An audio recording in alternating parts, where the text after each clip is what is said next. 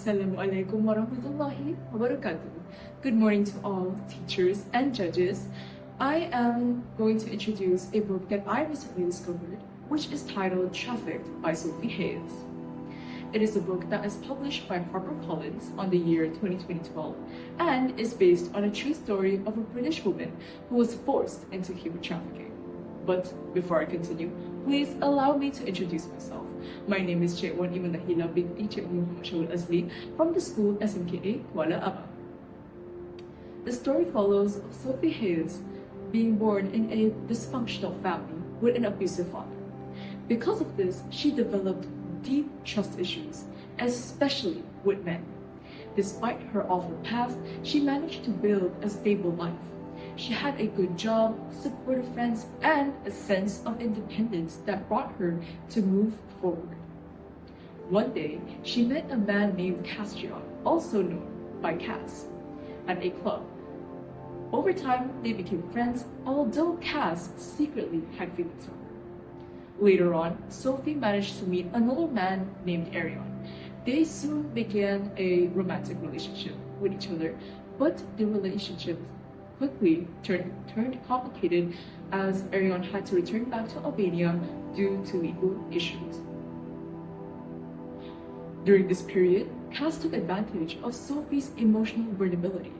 He invited her to go on a trip to Italy, promising her a relaxing and enjoyable vacation. At first, everything seemed normal. They visited beautiful places in Italy, tasted delicious local foods, and enjoyed their time together. But everything took a dark turn when they returned back to the hotel. Cass revealed his true intentions with Sophie.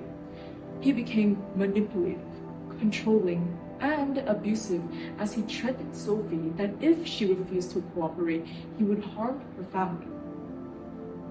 Sophie was trapped and lived in constant fear ever since. Having to work in harsh conditions, treated inhumanely, and deprivation of proper food and rest. This continued on for 6 whole months, when she was only 24 years old.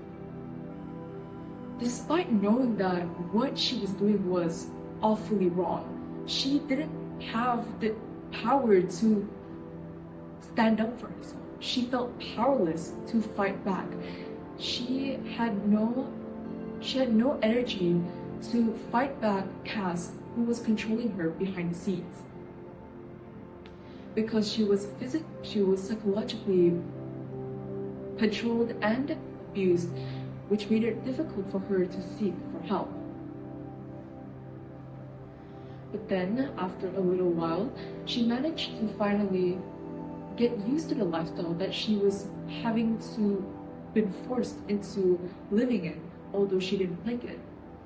After a little while, one of the patients that went by and visited her to tell her to go check up on her condition, because ever since then, her condition gradually worsened. She looked physically weak and mentally exhausted. A person went by, told her to go check up in a hospital because she looked skinny and frail from afar.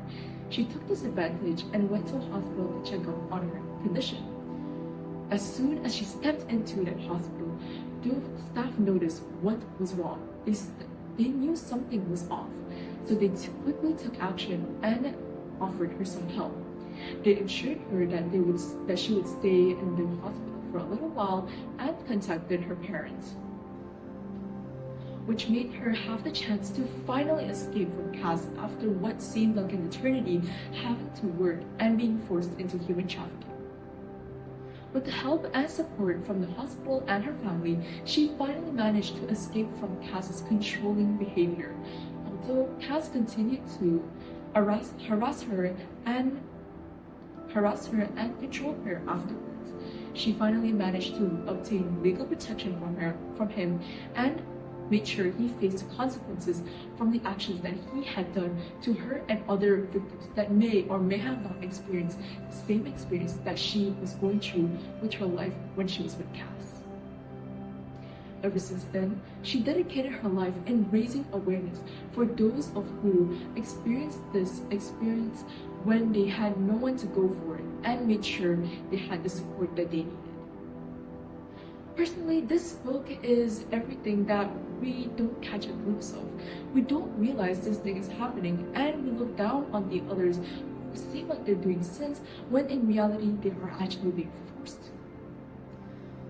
Which makes us realize that the lesson of this book that is trying to tell us is that we shouldn't trust people so easily. Who knows, they could turn their backs against us last minute and give us what we didn't expect that they would give.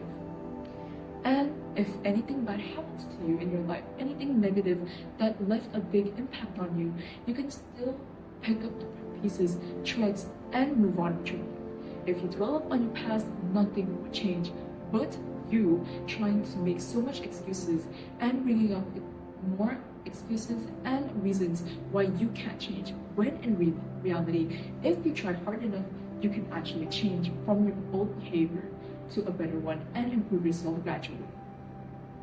I highly recommend this book to those with mature discretion advisors and a few others who are very interested in suspense, thriller, and true stories. I think that is all from me. Thank you for listening to my summary of the book. And once again, thank you and goodbye.